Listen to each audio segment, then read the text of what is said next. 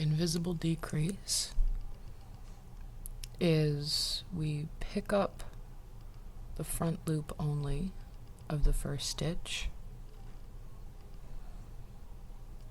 and with that loop on our hook we work a single crochet in the next space through both stitches. So we ignore this but work through it, and that becomes our new V. So that's an invisible decrease. I'll show you again in the next space. You can see the two top stitches from our single crochet below.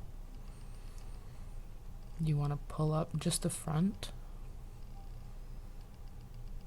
and using that, or working into the next stitch with that on your hook, slip into both loops, yarn over, pull through, and with all three loops on your hook, yarn over and pull through all three of those.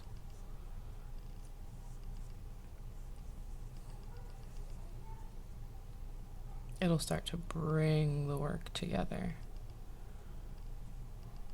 And we're turning now at this point. Got a little bit of a rounded edge going. Last one, front loop only, both loops, yarn over, pull through all three.